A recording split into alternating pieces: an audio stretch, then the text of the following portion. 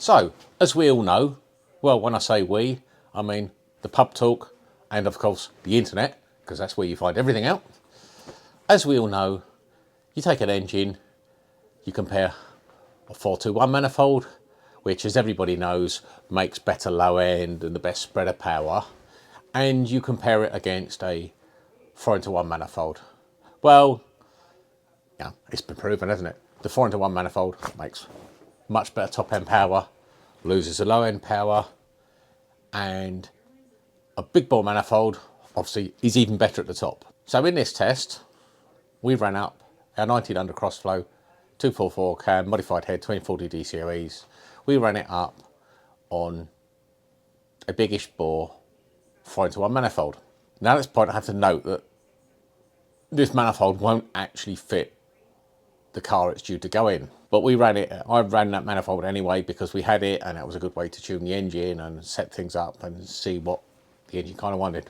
And it made some numbers. But as a way of experiment, knowing the other manifold the client has got to go on his car, being a smaller bore 421, the one that everyone takes off when they start to get serious, I thought, well, I've got one of these, I'll try that. So we ran it up again with the 421 with some interesting results.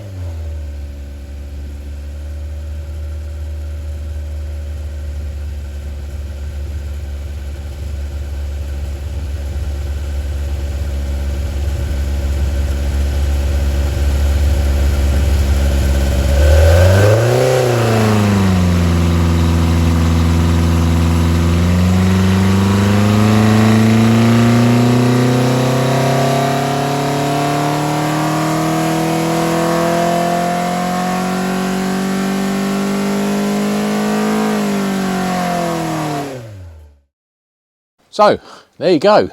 You didn't expect that, did you? The 421 made the same top end power as the 4-into-1, more mid-range, and the big bore 4.1 made more torque at a low speed. So what the hell's going on there?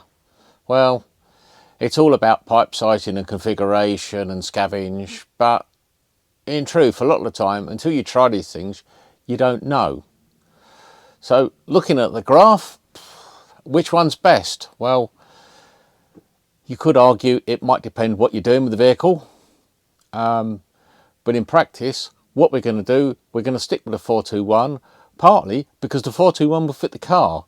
This car's got a 5-speed gearbox and that 4-into-1 manifold will not clear the starter motor running the 5-speed. So it makes sense to use the 421 because the client's already got one that fits his car and it makes every bit as much power as the 4-into-1. So next step, we are going to play with some carburetors. And we're going to try this engine on some 45s. See if that finds us a little more power. Catch you on the flip side, guys. Take care.